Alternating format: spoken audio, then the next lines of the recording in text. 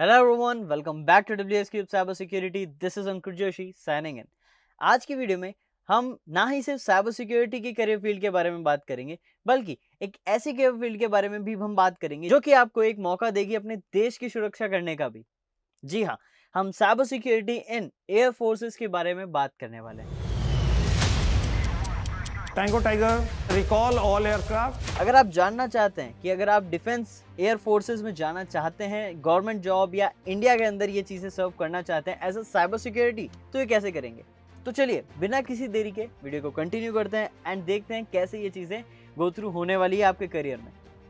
देखिए, सबसे पहले बात करते हैं हम क्वालिफिकेशंस की। देखिए, अगर आप गवर्नमेंट जॉब्स की बात कर रहे हैं और एयरफोर्स जैसी चीज़ों के बारे में बात कर रहे हैं, तो एजुकेशन एंड आपकी क्वालिफिकेशन बहुत ज़्यादा मायने रखती है।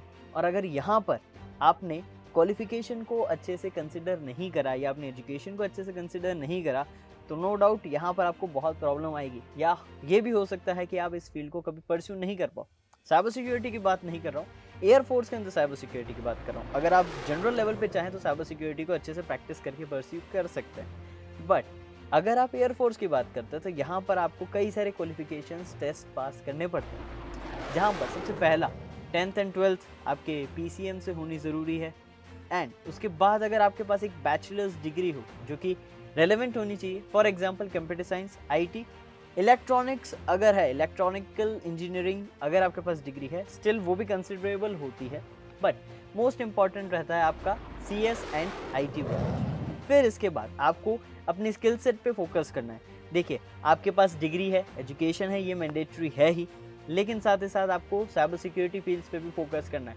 अब इसके सिनेरियो में आपके पास कुछ सर्टिफिकेशंस होने चाहिए, जैसे OSCP, CEH, CISSP, ऐसे ही कुछ रिलेवेंट सर्टिफिकेशंस आपके पास होने चाहिए जो ये बताए कि आपके पास डिजायर्ड साइबर सिक्योरिटी की स्किल सेट है।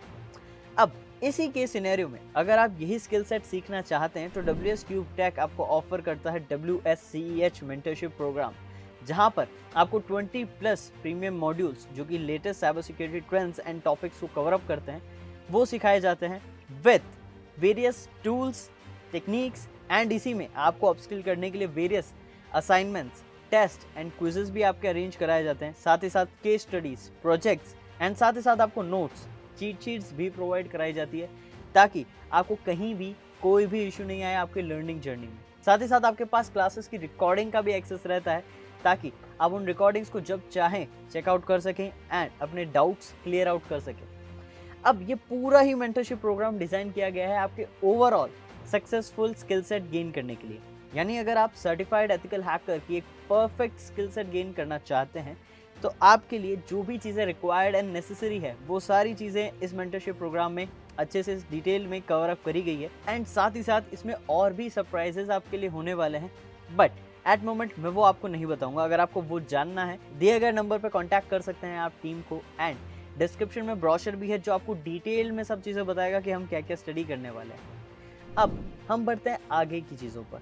इस कोर्स सिनेरियो में आप सभी जानते हैं, अगर आपको इंडियन आर्मी, इंडियन एयरफोर्स या इंडियन नेवी, इन सारे डिफेंस फील्ड्स में जाना होता है तो कुछ एग्जाम्स आपके लिए मैंडेटरी होते हैं।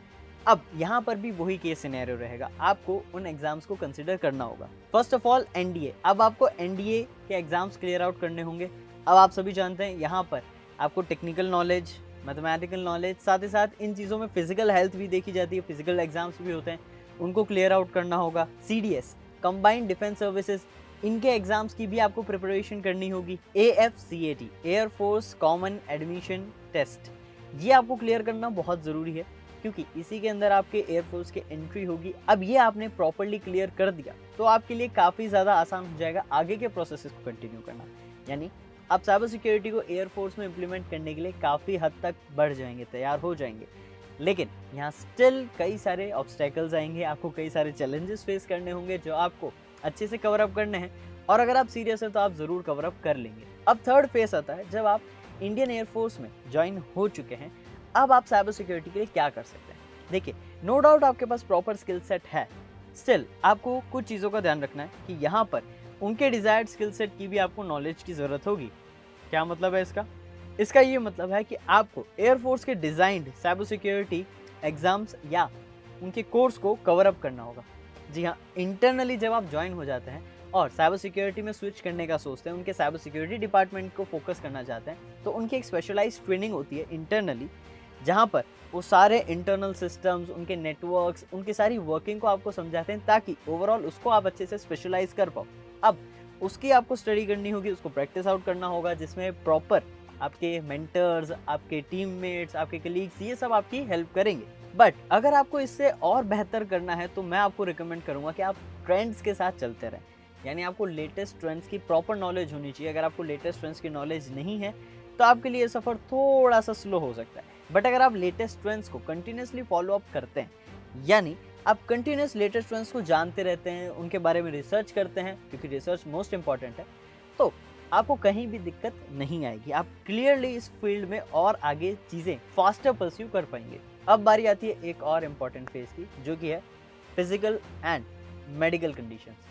अब नो डाउट कई केस सिनेरियोज में अगर आपके फिजिकल एंड मेडिकल कंडीशंस सही नहीं है तो आप इन एग्जाम्स को क्लियर आउट नहीं कर पाएंगे, क्योंकि एक मेजर सिलेक्शन क्राइटेरिया ये भी है कि आप मेडिकली एंड फिजिकली फिट होने ज़रूरी है।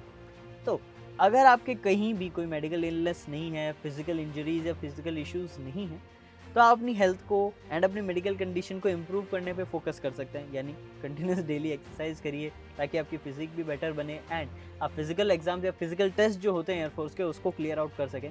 आप कई सारे यूट्यूब पे वीडियोस आपने देखी होगी कि किस तरीके से फिजिकल टेस्ट होते हैं अलग अलग डिफेंस अकेडमीज़ के अंदर। उनकी प्रिपरेशन आपको करनी है ताकि आप फिजिकली एंड मेडिकली स्ट्रॉन्ग रह पाएँ।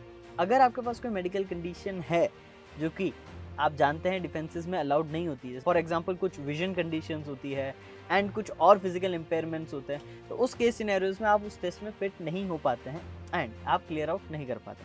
अब ऐसा कुछ सिनेरियोज है तो आप उसको उस फील्ड में परस्यू नहीं कर सकेंगे।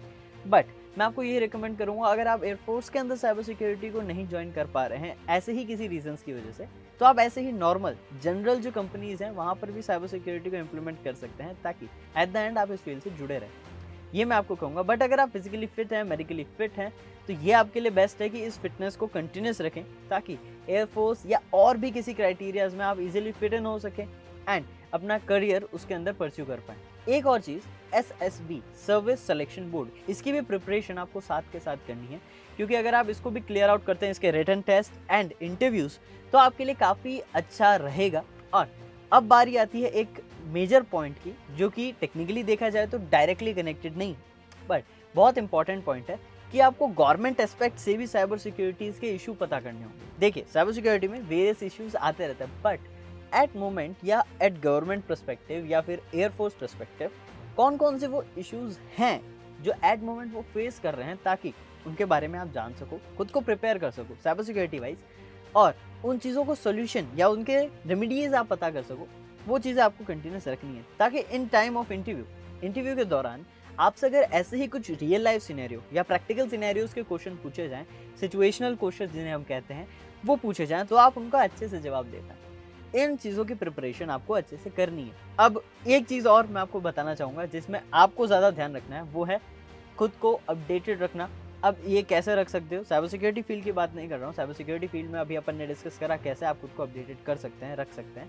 बट आपको अगर इंडियन एयरफोर्स में जाना है तो उससे भी रिलेटेड चीज़ों के बारे में जानते रहना होगा। यानी इंडियन एयरफोर्स की जो वेबसाइट है, आपको उसको फॉलो रखना है, रेगुलरली उसको चेक करना है, ताकि आपको रेगुलर न्यूज़, अनाउंसमेंट्स या फिर जो जॉब्स निकल रही है, जो पोस्टिंग्स आ रही है या जो एग्ज़ाम्स आ रहे हैं, उनके बारे में प्रॉपर डिटेल पता रहे, ताकि आप खुद को इन्फॉर्म रख सको, खुद को प्रिपेयर कर सको एंड वहाँ पर जा सको। तो ओवरऑल इन्हीं सारे पॉइंटर्स का आपको ध्यान रखना है, तभी आप अपने साइबर सिक्योरिटी करियर की उड़ान इंडियन एयरफोर्स तक भर पाएंगे। और अगर आपको ये वीडियो पसंद आई हो तो वीडियो को लाइक ज़रूर करना, चैनल को सब्सक्राइब कर देना, ताकि ऐसी और career related and cyber security related insider details and amazing knowledge आपको रेगुलर मिलती रहे। मैं मिलूंगा आपको नेक्स्ट वीडियो में और amazing, informative and knowledgeable cyber security content के साथ। Till then, this is Ankur Joshi signing of.